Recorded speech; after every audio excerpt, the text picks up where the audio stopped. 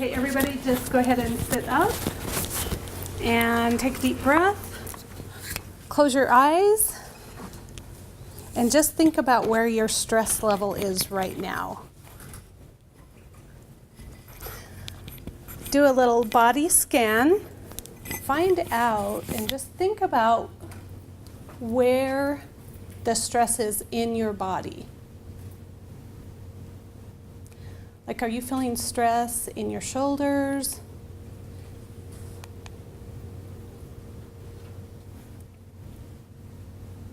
Your back?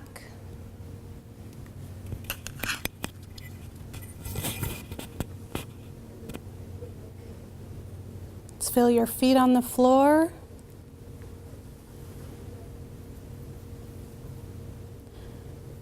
Let's ground to the floor and ground to the present moment. And now move your focus to your breath.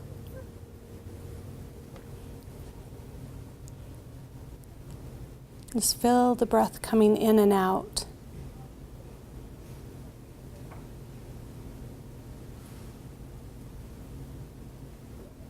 You can begin counting your breath. Count 1 on the in-breath. Then exhale. And then 2. Exhale. And 3, inhale. Exhale. Just notice the tension melting away.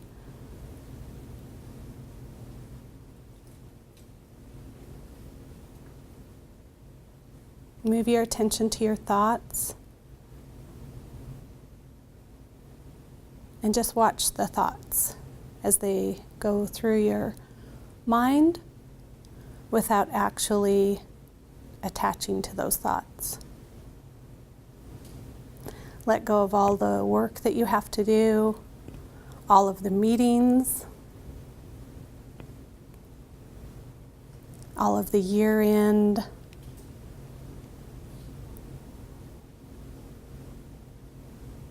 requests and things that are going on in your life, and just be present and focus in the now. And then whenever you're ready, take a deep breath. Exhale and gently open your eyes. So how did that feel? It got really quiet in here. It was really... scared me when I opened the door. Yeah, it's nice. Did anybody notice their stress level being really high at the beginning of the beginning of the exercise? And then the difference in how you're feeling now? Can anyone elaborate? Margie? Thank you. Of course you pick on me. My stress was really high, but when you asked us to notice where it was is when I was able to pinpoint where mine was, and mine was actually right here. Oh, which wow. surprised me.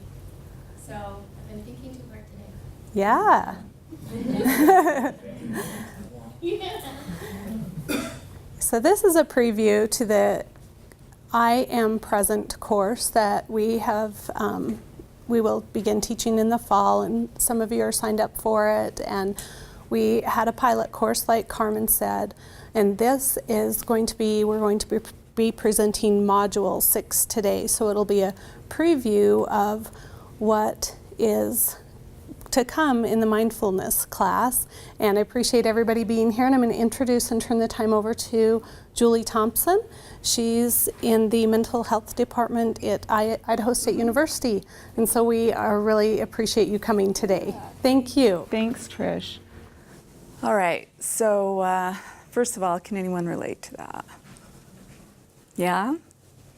A lot of chaos that goes up in our head, and I can tell you, one of the most stressful parts for me today was getting through the door. Like, it kind of feels like having to cross the international border when you come into this building. I know you guys probably are used to it, so you don't relate. But it feels a little bit like when they start asking you a question, you start feeling guilty and you don't know why. Like maybe I have a banana I shouldn't have in my back seat, right? When they ask you about fruits and vegetables, although they don't ask me about fruits and vegetables, so that wasn't as bad. But it's this mindfulness stuff is pretty powerful and it's pretty amazing. How many of you guys are familiar with meditation? Great. How many of you have other mindful practices or are familiar with other mindful practices? Okay, Margie, Trish, yep. So meditation is a mindful practice, but we're going to talk more about what it means to be mindful. So what Trish did just now was she led a brief meditation. And what is the point, like what do you think was the point of her invitation to sit? What was she inviting you to do? Slow down. Slow down, absolutely, because even to sit still, what does our mind start doing?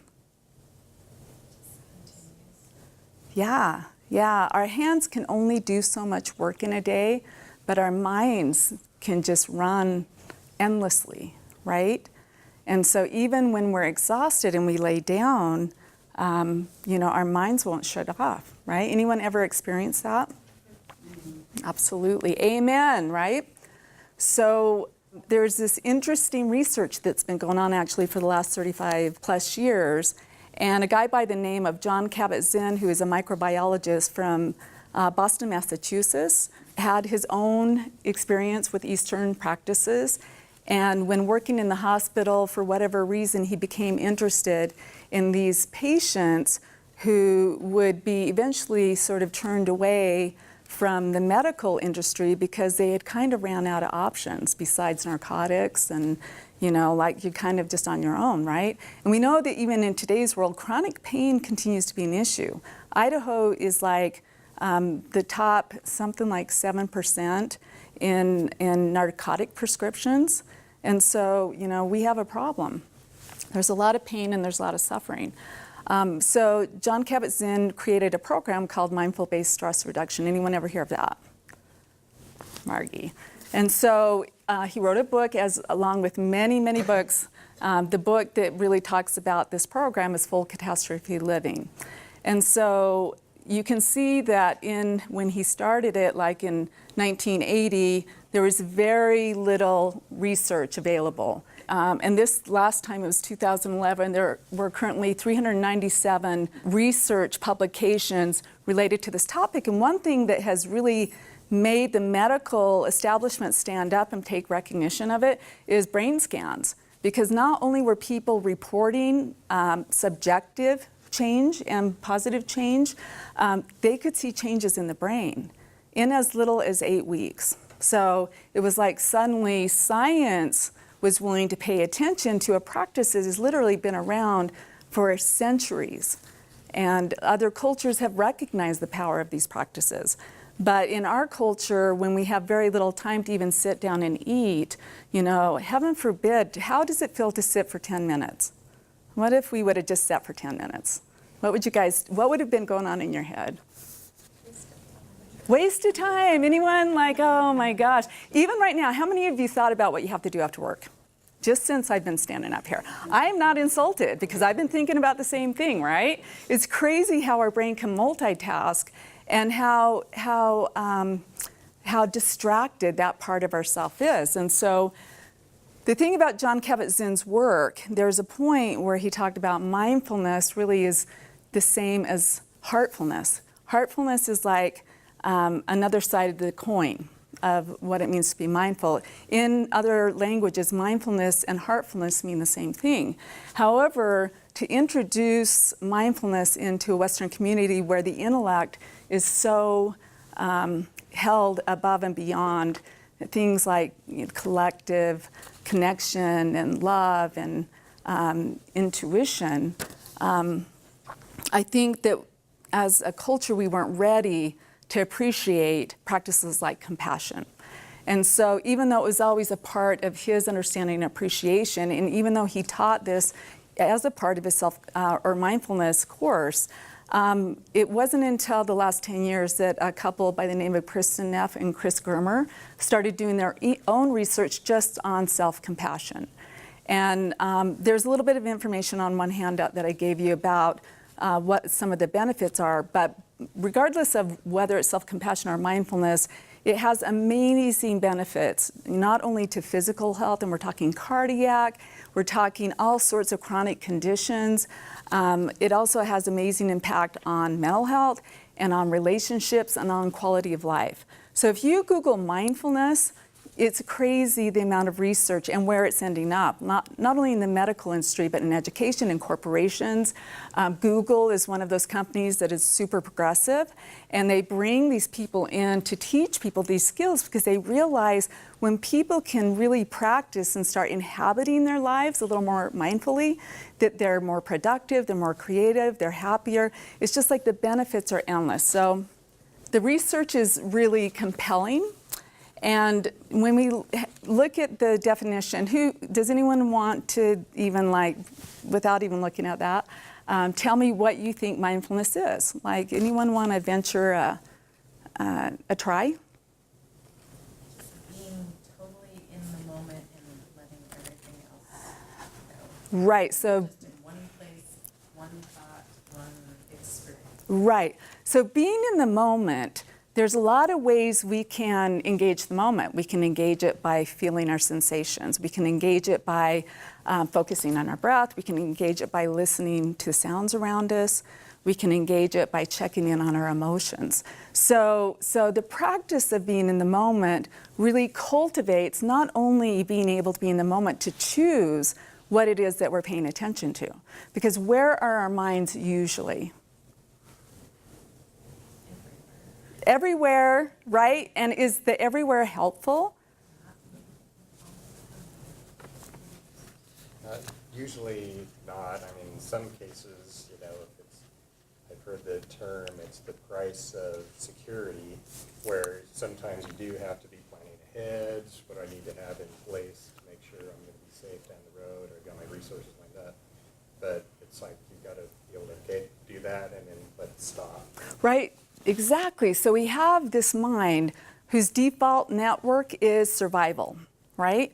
And so we have a whole history of life experiences that continue to inform what could go wrong. And it's not only our experiences, but it's everybody around us.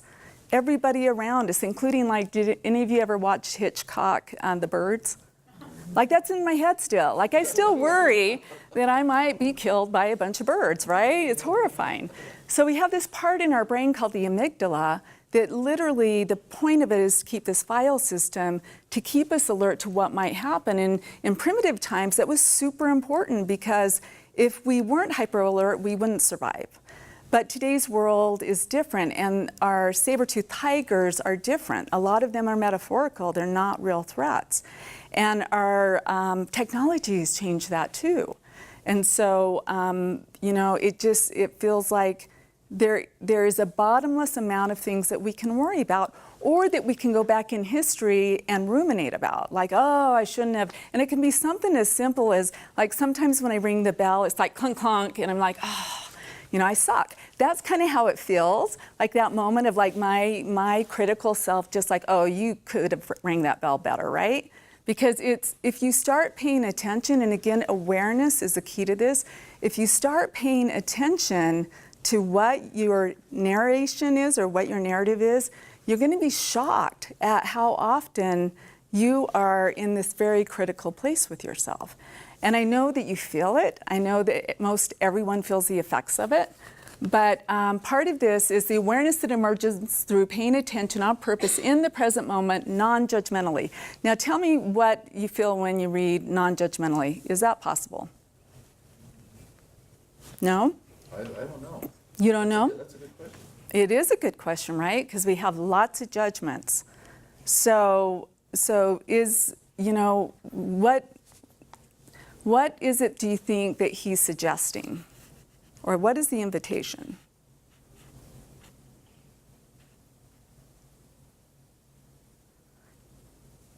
I think it's like you said earlier, you don't latch onto the thought, you observe it. Right, Right. You don't necessarily get carried away with the judgment. You observe in a curious way, like as kids, we're all naturally curious, but you observe it in a way that's like, I wonder if it's true, right?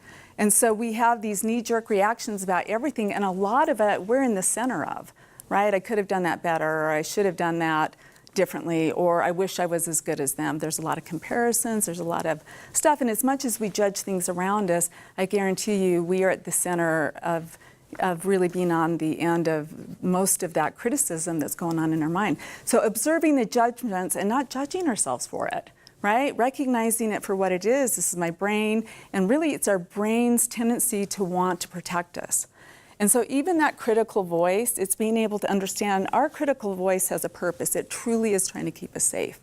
It is the way that we learn how to have pause before we make a mistake or do something that we end up getting hurt. It's like a super critical parent.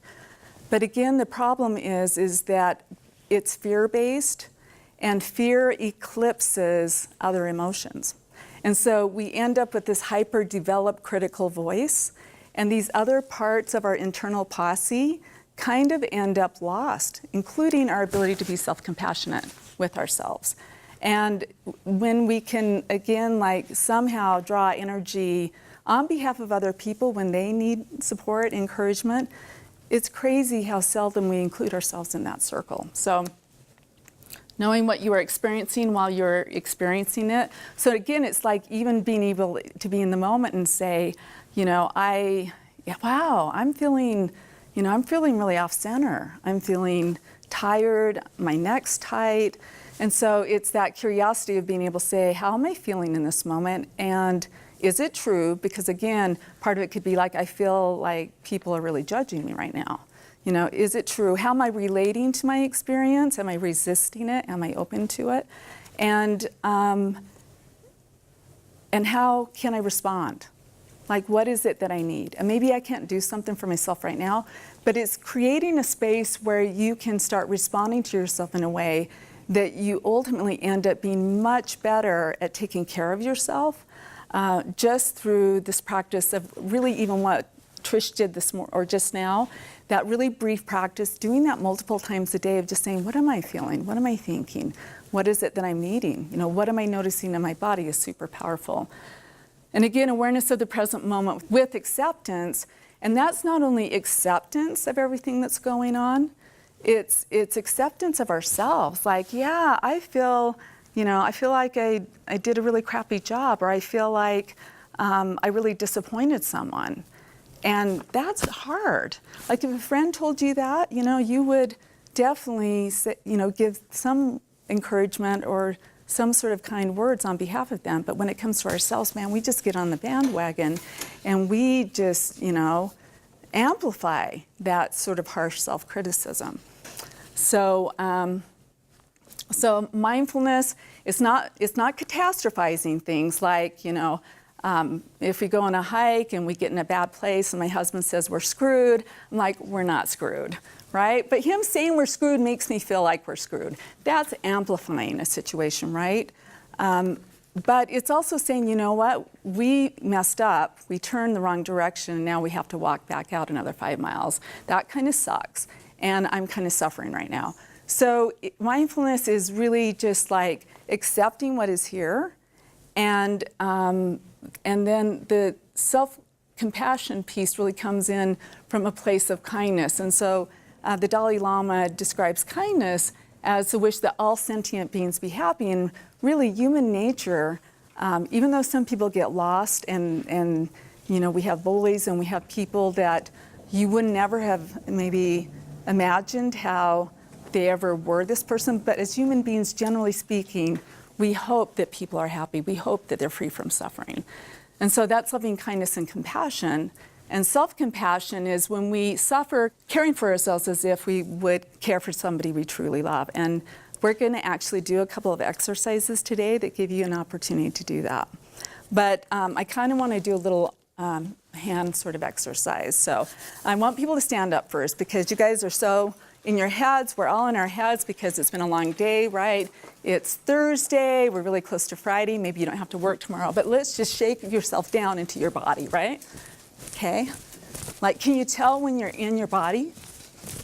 Can you notice your hands, right? Your feet, right? Yeah. Yep, it feels like you're getting in the room now, right? And just shaking your hands, and maybe just doing a little of this. And then maybe putting your hands in your hips and actually just rotating your hips while you say, yee-haw. Can you do that? I'm listening, yee-haw. All right, now you can sit back down. So part of why you do that is, first of all, to get in our body, but we take ourselves so seriously, right? We grow up and we need to be adults. And again, that comes with a lot of suffering when we have a hard time just sort of letting ourselves off the hook. But when we think they do these hand gestures when it comes to what it means to embody these terms, mindful self-compassion. So again, mindfulness, everybody just put your hands out like this. Okay, what does that feel like to you? And just throw out words. What does this feel like? Open. Open? Yep. Submission, okay. Receptive, right? Okay, I want you to all now just your fists as tight as you can. Okay, and really just close them. And I want you to tell me how this feels. Anger. Anger? Shut off. Shut off?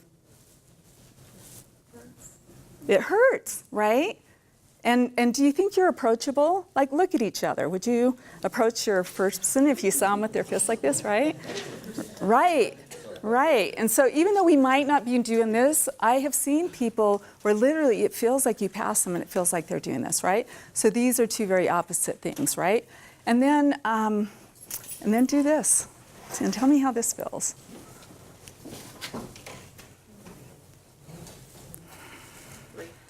Free. Like you want a hug, right? Right. And imagine how it'd feel if you were all facing each other. It's welcome. Welcoming, right? A little vulnerable. Does anyone feel like maybe it'd be a little vulnerable?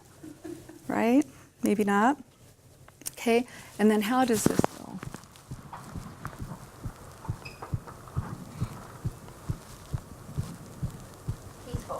Peaceful. Thankful. Safe. Content. Maybe connected. Can you feel your hearts? Right? So here's one of our dilemmas. As human beings, we have these amazing brains that try to keep us safe. And we have these hearts. And what do our hearts want more than anything? Love and compassion. Love and compassion, right? Acceptance. And again, is the need for inclusion, does that have anything to do with survival? How so?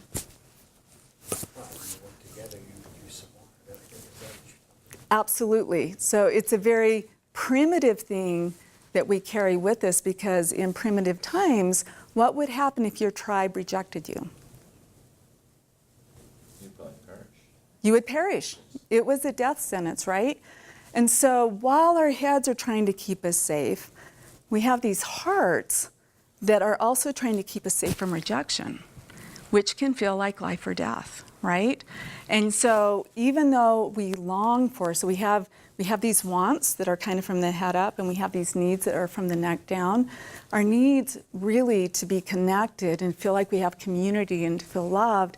Often it's so scary to put ourselves out there and to be vulnerable because we've been hurt that we end up withdrawing, and it's hard to disarm ourselves, so we end up feeling disconnected.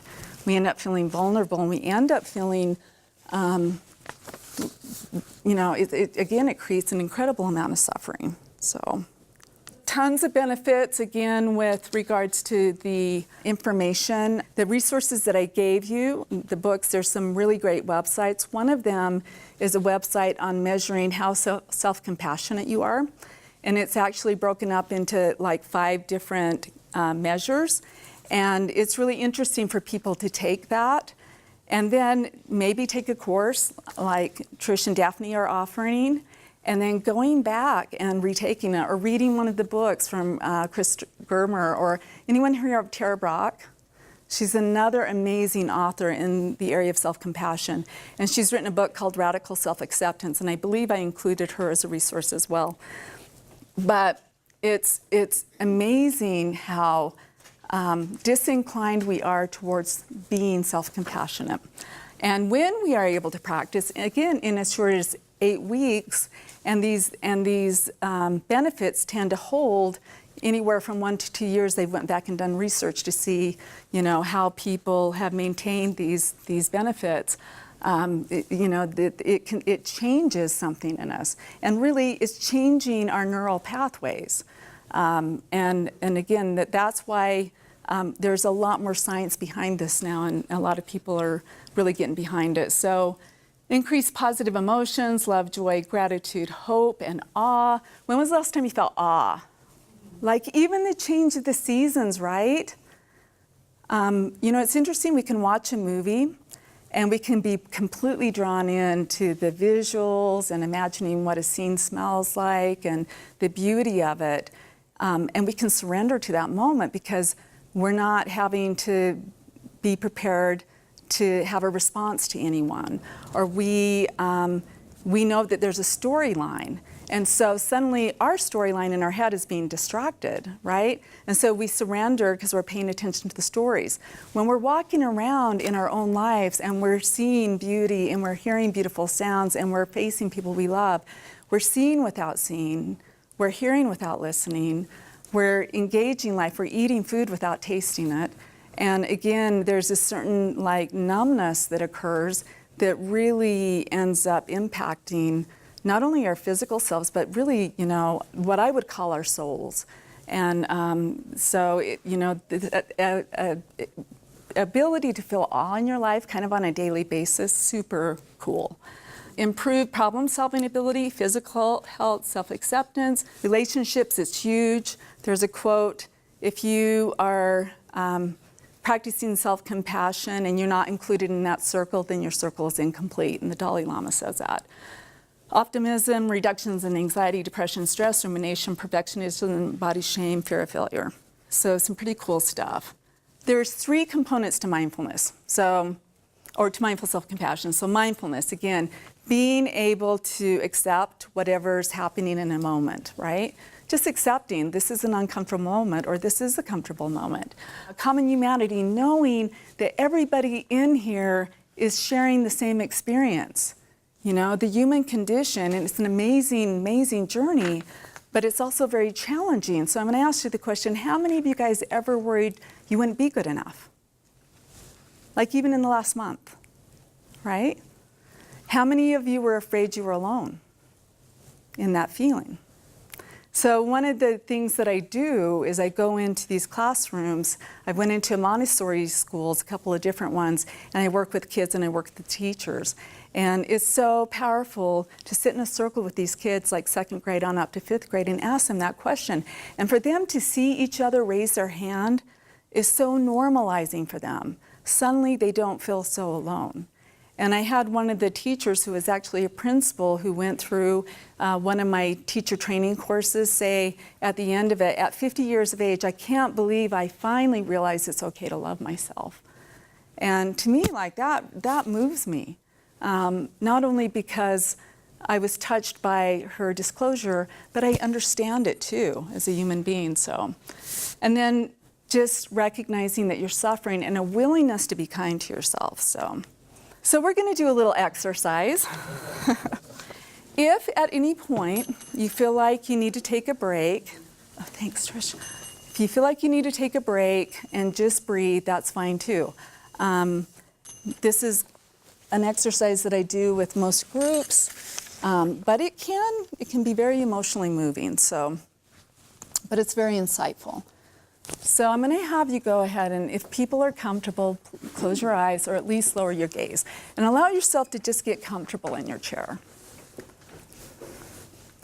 And just start by, again, coming back to your breath, noticing the sensation of breathing in and breathing out. I'm going to ring the chime and just listen to it as long as you can, and then return back to the sensation of your breath.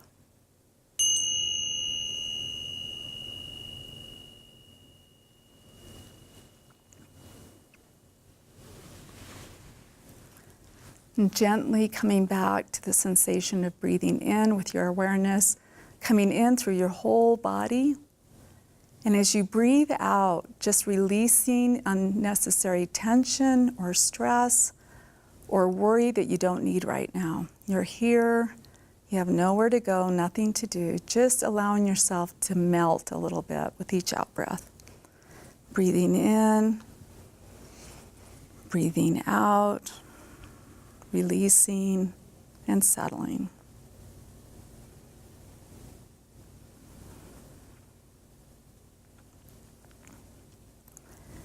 And now for the next few moments, I invite you to shift your attention to remembering a moment. It might be recent, it might have been a while ago. But just recall a moment when somebody came to you, a loved one, a friend or family. Somebody came to you because they were suffering. They had a bad day, they felt like they failed or let somebody down. They might even be feeling shame. They're super discouraged. And just imagine the details of that moment as your friend or loved one is sharing with you the disappointment, that they just feel bad about themselves. Remembering how it feels to be with them,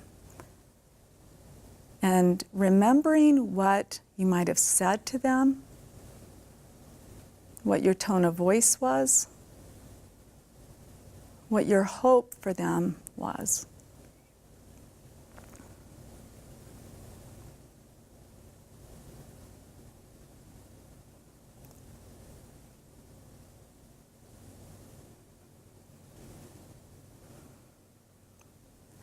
And then breathing in, breathing out, and gently releasing that memory. And then shifting your attention to another moment.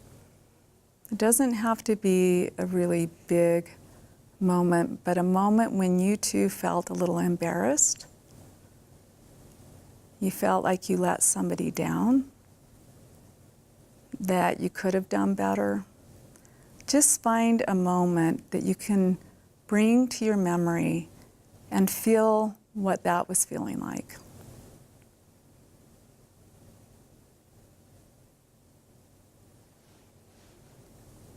And as you bring a moment to mind, allow yourself to think about what kinds of things are you saying to yourself.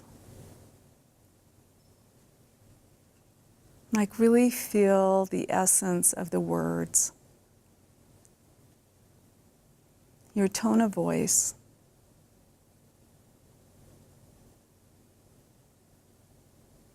your general attitude towards yourself in that moment.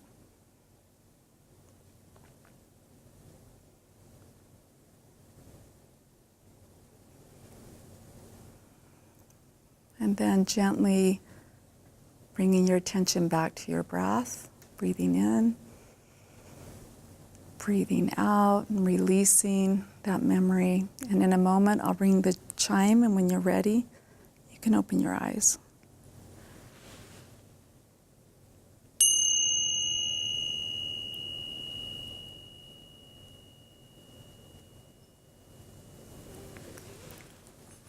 All right, what I would like is for you to find somebody that you can just share whatever you feel comfortable sharing, just for a couple of moments, because I feel like this is a really nice opportunity just to find one person that you can share with.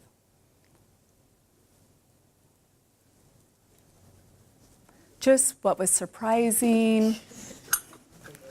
Were they the same? What might have been different? If you want to get in groups of 3 too, you can do that. Okay, now if we could all just kind of come back to the front for a moment. If there's anyone that's willing to just share a little bit about what it was that they experienced, what was surprising, what was different with a friend. Yes. I'm not sure if this is bad, but I was out. Yeah, that's what I was telling him. I said, I just realized how tired I am. Right, and Because you just keep going. so that is what is so interesting about, like, even when I said, okay, like, let's get out of our heads, right?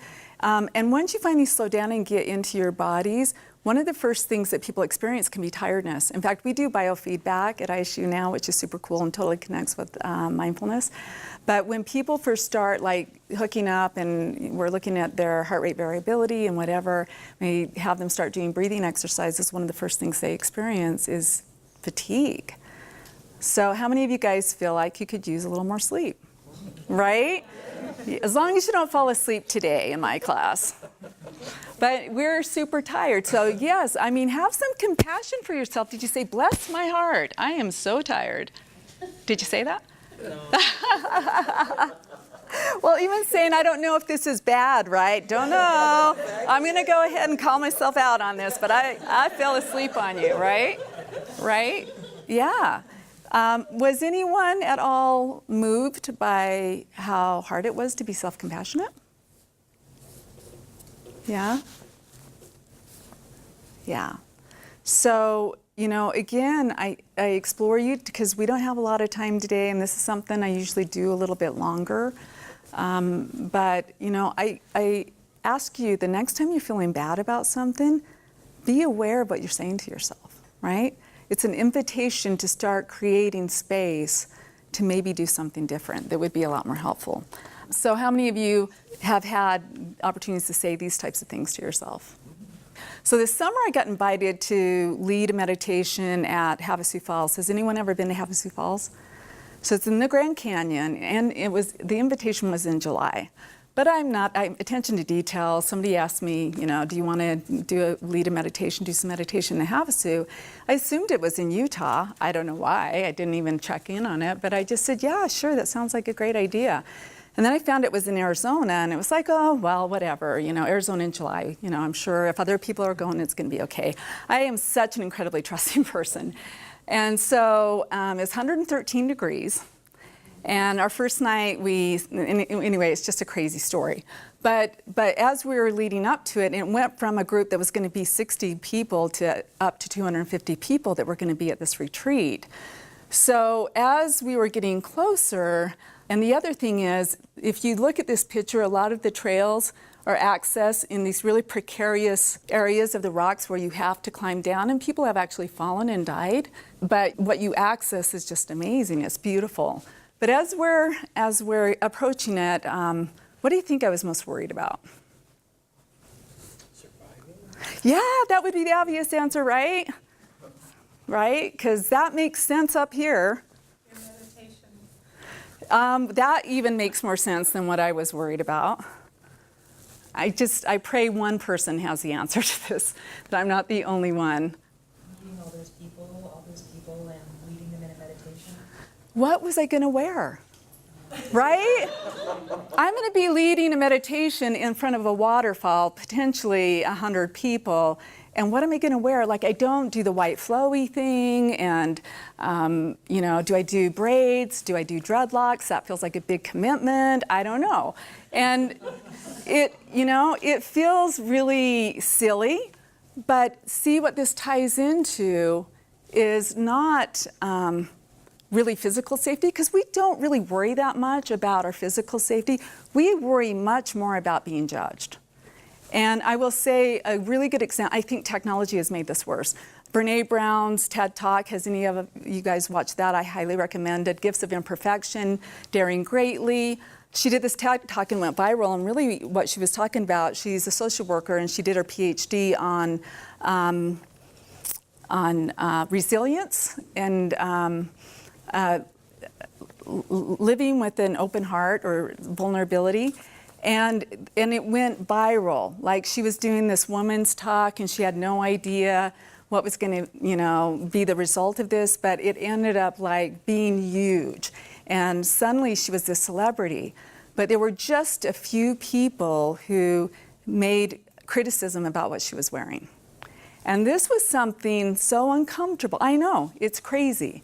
But it made her feel so vulnerable. It's actually something that ended up in her next book.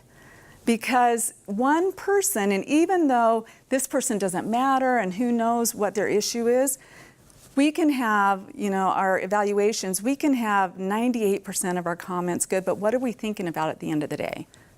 The 2%, right? Because again, it's that fear of not being good enough. So we suffer so much. But the thing is, these are things we can change. These are actual neural pathways in our brain that we've created over time. And so these pathways are patterns. It goes back to this part of our brain that is known as the default network. And so when we're under stress, it's either ruminating, like, oh, what we should have done better, or it's trying to forecast what should we be doing now. And that's what we do in periods of stress. So by practicing mindfulness, practicing self-compassion, we can actually change that. So we're going to go ahead and actually do a self-compassion practice, and we're going to finish up with that.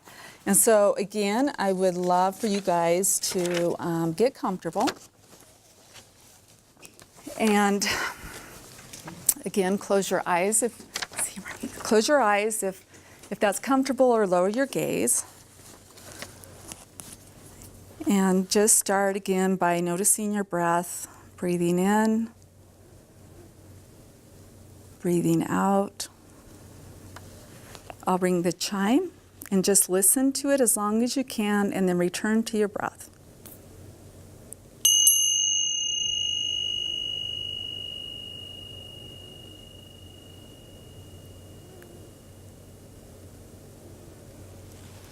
Bringing your attention back to your in-breath, allowing yourself again to just take a few breaths where you're letting go of stress or worry, and just allowing yourself to be grounded and settled. Just melting with each out-breath.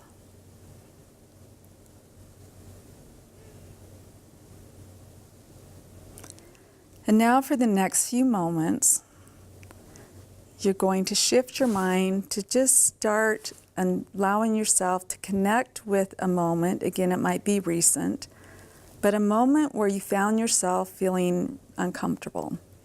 On a scale of 1 to 5, 1 being very neutral and relaxed, and 5 being really stressed out and feeling bad, make it around a 2, maybe a 2.5. Not anything really huge, but just find a moment in the last week or the last month where you just found yourself feeling bad, just feeling uncomfortable with the situation.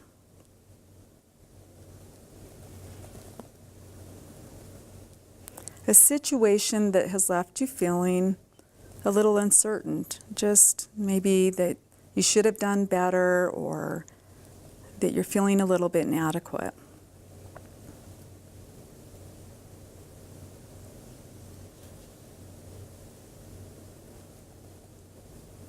And as you allow your mind to return to this moment, really observe what is happening in that moment. Who was there? What was your interaction? What was happening? And what were you feeling? And where were you feeling it in your body? Just allowing yourself to open up to whatever discomfort you are noticing as you think about that moment.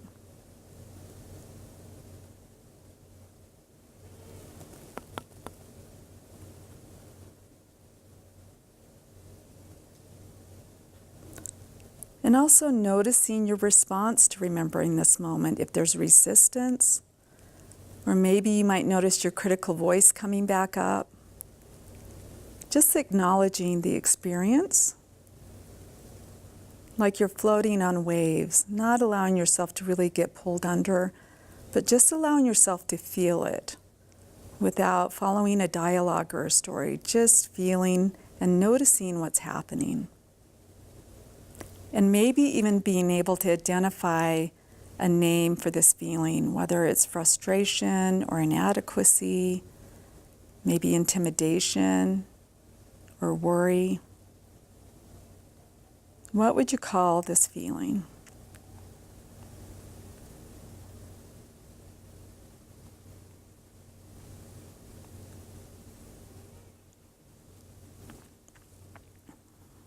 And even if you can't find a name for it, just taking a moment to acknowledge whatever the feeling is, this is uncomfortable. Just saying that to yourself. This is uncomfortable. This is hard.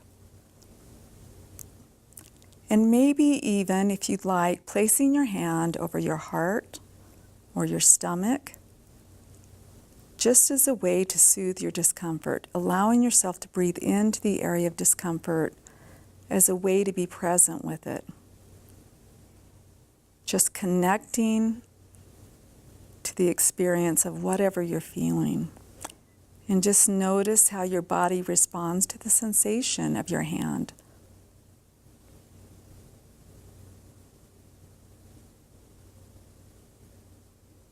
And then imagine saying something to yourself that is comforting, as if you would be comforting a friend or a loved one. Again, maybe it's just saying, this is hard. May I be well. May I have peace. Maybe even just saying, bless my heart.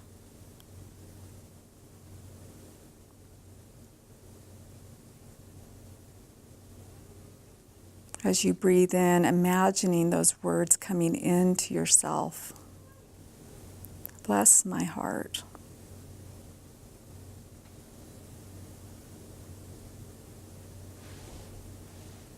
And if you find yourself struggling saying it to yourself, imagine somebody who loves you saying something comforting to you.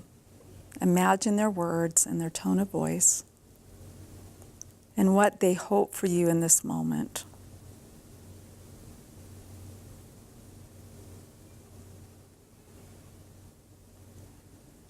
And again, just breathing in the sense of caring and comfort that you experience as you imagine this person that cares about you and what they hope for you.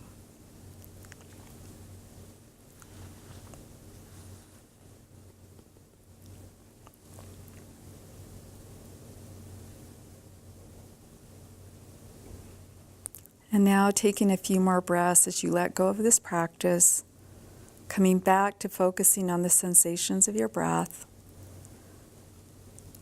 beginning to expand your awareness to the sounds happening around you,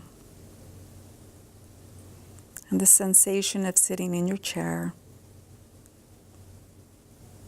Breathing in, breathing out, just settling, and just being back here in this room. And in a moment, I'll ring the chime, but I'm going to share some words from the Buddha.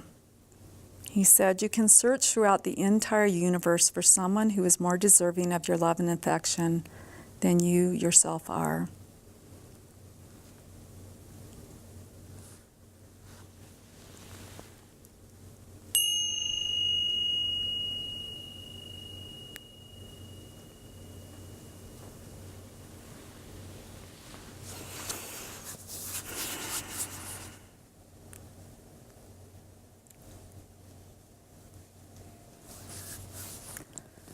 So this is another one of those practices that can be very moving, and my hope is that, an hour isn't very long to share this kind of content. I actually, there's a whole 8-week course just around mindful self-compassion.